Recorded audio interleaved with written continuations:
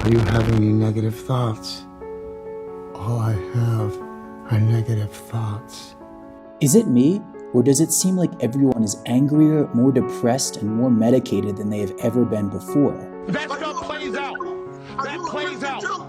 Address the question. Do you? Oh my God. If you feel like the world has gotten crazier, you are not alone. There are some numbers to back this up. Suicides have skyrocketed, and they are the highest that they have been in decades. Opioid deaths in the US hit a record high in 2021, killing over 100,000 people. We are so politically polarized in the US that stores had to be boarded up during the election. This polarization is also reaching far beyond the US. In the last decade, the number of protests and riots around the world have doubled, and the number of strikes have quadrupled.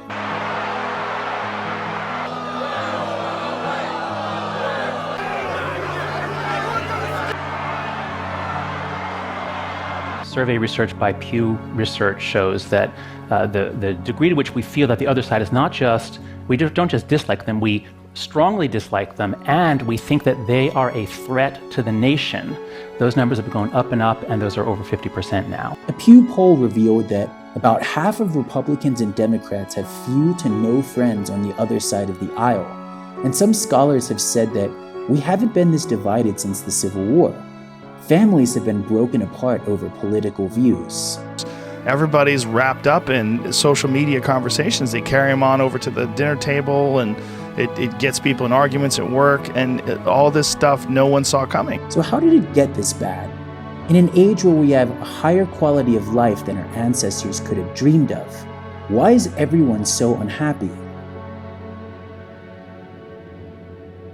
I want you all to know that we are fighting the fake news. It's fake, phony, fake.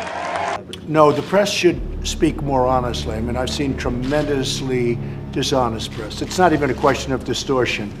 I'm not going to give you a question. Can you stay categorical? You are fake news. The reason is what I call the outrage industrial complex.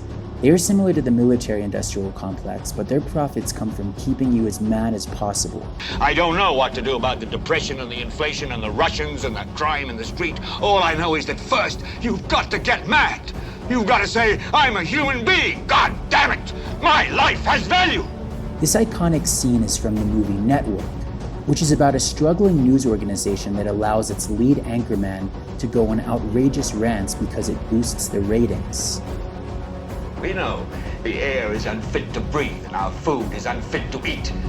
We sit watching our TVs while some local newscaster tells us that today we had 15 homicides and 63 violent crimes, as if that's the way it's supposed to be. We know things are bad, worse than bad.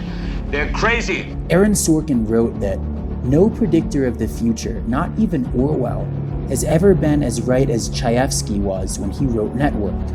It looks like it has been a blueprint. Or Clinton Cash, the movie, produced by Stephen Bannon, then chairman of the right-wing nutjob goddamn fascist website Breitbart.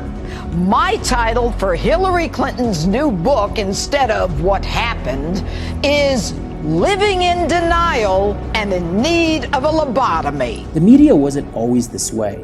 When lots of consumers started buying radios in the 1920s, the FCC was established and the Radio Act of 1927 was passed. After televisions were invented, this became the Communications Act, which required that television stations gave equal time to all political candidates. In 1949, the Fairness Doctrine was passed, requiring broadcasting stations to provide contrasting viewpoints on controversial issues. For the next several decades, television stations were dominated by the big three networks, ABC, CBS, and NBC. These networks didn't need to compete with each other, and they were seen as staples in American homes.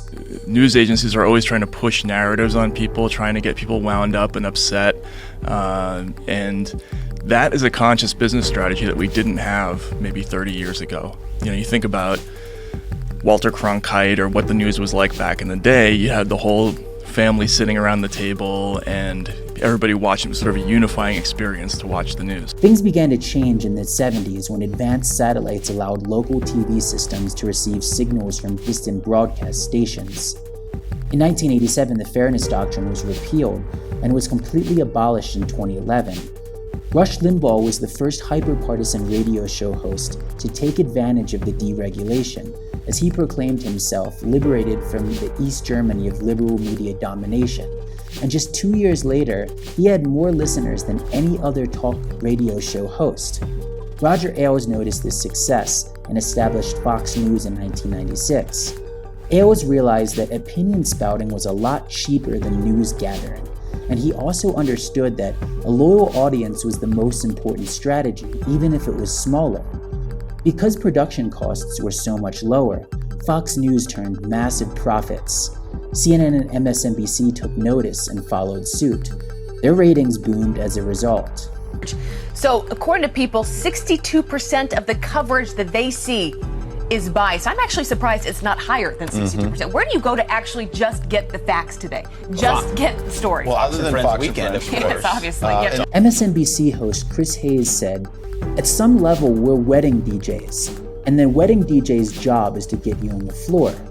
In essence, news stations need to play the music that their listeners want to hear. Many times news stations will pass up important stories in order to focus on trivial nonsense, such as the Covington Catholic school debacle. This story was simply a Rorschach test and ended up making a fool out of the left-leaning TV stations when the full story came out." You listening to this? I am profoundly sorry. The world is falling apart and all we hear about is blowjobs gate. It was the last time the world wasn't falling apart, huh? Newspapers have also been complicit in stoking outrage. Over the last 20 years, their business model was changed from being advertisement-based to subscription-based. Nearly 25% of local newspapers died as a result, and many others that survived became ghost papers, meaning that they were bought out by hedge funds that gutted their newsrooms and hired cheap labor or used unpaid contributors to create a content farm full of clickbait articles. Newspapers like the New York Times that were able to successfully transition to a subscription-based business model went the Fox News and MSNBC route by cultivating a hyper-partisan audience. Before the internet, news companies had like a basically free way of making money. They dominated distribution. The newspaper was the only thing in town that had if you wanted to get a want ad, it had to be through the local newspaper. Now with the internet is the distribution system. Anybody has access to it, not just the local newspaper. And so the easy money is gone, and we have to chase clicks more than we ever had to before. We have to chase eyeballs more than we had to. So we've had to build new money-making strategies, and a lot of it has to do with just sort of monetizing anger and division and all these things, and we just didn't do that before. A former New York Times correspondent has said that they followed a top-down approach instead of a bottom-up approach. Instead of organically chasing stories, reporters needed their stories to fit the narrative, which was a storyline that was mapped out a year in advance. I want the public to see Spider-Man for the two-bit criminal he really is. He's a fake. He's full of stickum. Catch him in the act. Spider-Man with his hand in a cookie jar. Whoever brings me that photo gets a job. The news has become nearly indistinguishable from tabloids, and they are actually not even hiding this. Both Fox and MSNBC have been sued for accusations of slander from Tucker Carlson and Rachel Maddow, respectively. They both used variations of the same defense in court by saying that they are not stating actual facts, but instead are stating opinion. During the George Floyd protests and riots, which occurred with the backdrop of COVID lockdowns, both stations saw their highest ratings ever. They say that sex sells, but so does outrage. Is brought to you by Pfizer. CBS Health Watch sponsored by Pfizer. Anderson Cooper 360. Brought to you by Pfizer. ABC News Nightline. Brought to you by Pfizer. When people are glued to the TV, they are bombarded with ads that are making them even less happy. The University of Warwick conducted a study comparing survey data on the life satisfaction of 900,000 citizens in 27 European countries from 1980 to 2011. They found an inverse connection between annual ad spending and the satisfaction of citizens. Even accounting for other variables, it was clear that their experiment found that advertising made people unhappy. Advertising has us chasing cars and clothes, working jobs we hate, so we can buy shit we don't need. Last year, 7 in 10 pharma companies spent more on sales and marketing than they did on R&D. They spend billions of dollars each year on direct-to-consumer ads, and antidepressant usage is at record levels in both the US and the EU. It is often debated whether depression is a disease of affluence and whether it comes from a desire to reach higher on Maslow's hierarchy of needs. The middle children of history, man. No purpose or place. We have no Great War, no Great Depression. Our Great War is a spiritual war. Our Great Depression is our lives. We've all been raised on television to believe that one day we'd all be millionaires and movie gods and rock stars, but we won't. We're slowly learning that fact. And we're very, very pissed off. Social media didn't start the outrage, but it sure as hell poured gasoline on it. While social media can be used for activism, it has also led to a rise in hashtag activism and has exploited the worst impulses of narcissism. This narcissism often kills genuine debate, replacing it with virtue signaling that divides us even more. If someone could have literally sat in a lab and created the perfect tool for narcissistic people to sit somewhere and get the validation and supply they needed, that tool would have been social media. In the blink of an eye, we entered a universe of influencers and population-wide manipulation, and frankly, a population-wide development of people developing their false selves. Many of us are glued to social media, as studies have shown that it is more addictive than cigarettes and alcohol. Likes on social media cause the same brain activity as winning the lottery. Like cocaine, this sense of satisfaction is short-lived and it's not real. It's a slot machine, and I mean that technically. So when you pull, that's a variable ratio reinforcement schedule, if I remember correctly. And it's very addictive because if you pull on the slot machine arm enough, you will win. And you never know which pull will reward you. And so not only is that addictive, it's very hard to extinguish that. As The Social Dilemma said, we are all living in our own Truman Show. And this has also had an effect on the ideas that we are exposed to. Many people are aware of confirmation bias, but they are not aware that things wouldn't be much different if it were the opposite. In 2017, 1,220 regular Twitter users participated in a study where they followed a bot that retweeted elected officials, media figures, and opinion leaders from the other side. At the end of the experiment, the participants became even more polarized, showing how repugnant both sides have become. It doesn't take Russia to sow discord in our population. We've done a fine job with that ourselves. On a global scale, there has been a direct correlation between the rise of social media and a massive increase in protests, both violent and non-violent. But guess what? None of this is real. It's all manufactured. What is real? How do you define real? If you're talking about what you can feel, what you can smell, what you can taste and see, then real is simply electrical signals interpreted by your brain. All we have to decide is what to do with the time that is given to us. There are other forces at work in this world, Frodo, besides the will of evil. Well, we can begin with life itself. Through most of human history, life expectancy at birth was around 30. Now it's 71 worldwide and 80 in the more developed parts of the world. Education. Through most of human history, the vast majority of people were illiterate. Now 90% of people under 25 in the world can read and write. Look at how the world has changed in just one generation. South Korea had a lower GDP per capita than Somalia in the 1950s, but now it's one of the most advanced nations on Earth. In less than 30 years following a devastating genocide that saw 1 million deaths in 1 month, Rwanda has become one of the fastest growing economies in Africa. Colombia has come a long way from the days of Pablo Escobar and is now a top destination in the world for digital nomads. China has pulled hundreds of millions of people out of poverty in just the last 40 years. Peace.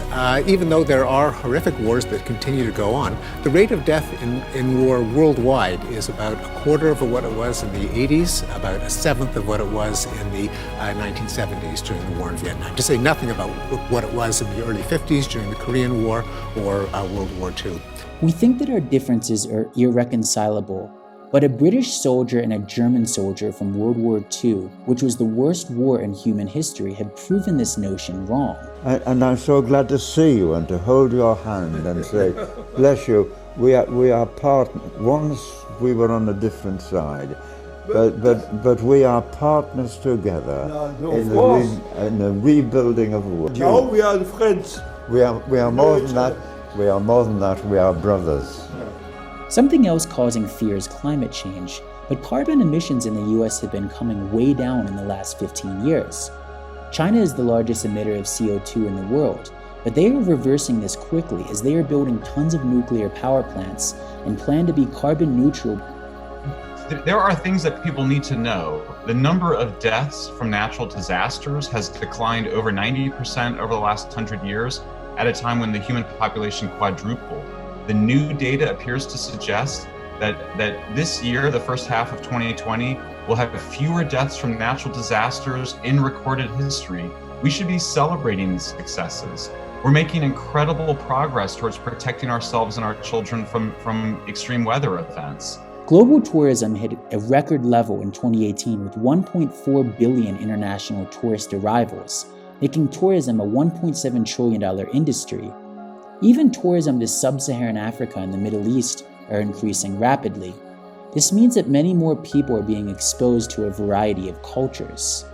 I think maybe before I started traveling, I thought that the human race as a whole were, could and would turn on itself at any moment, venal, petty, cruel, arbitrary. And it's true that all of those things exist in this world, but I meet mostly pretty nice people, doing the best they can, often under very, very difficult conditions. But I think that on balance, the world is filled with people doing the best they can, who love their kids and, would like to, put on a clean shirt every morning and live their lives with a little dignity and have access to food and water, hope. Just like everybody else. The media is creating an outrage machine now, but there are signs that things are getting better. In the 1800s, newspapers actually worked directly for political parties. Even during the years of the Fairness Act, major media stations got some major stories wrong, leading to mistrust amongst the people. While the dismantling of the Fairness Act enabled hyper-partisan shit-stirrers to arise, it has also paved the way for new media to thrive. The media becoming decentralized has allowed for many voices to be heard. Like this, and I think that one of the good things about podcasts too is you don't need anybody to tell you that you could publish this. Yeah, no, absolutely. I think you're right, and I think formats like this reveal that the news companies are wrong about some things, about audiences. Like they think that people can't handle an in-depth discussion about things. They think that audiences only want to watch 30 seconds of something. They don't. They're interested. Despite everything that I've said, we are not actually that polarized. Boris Fiorina, a political scientist at Stanford University, reported this in his book that 96% of Facebook users don't click on more than one opinion piece every 3 months. Based on lots of surveys, the Pew Research Center concludes that the way the public thinks about poverty, union, civil duty, and many other subjects is almost the same today as it was in 1987. There are now more independents in the US than Republicans and Democrats. The point is that we aren't actually all that different.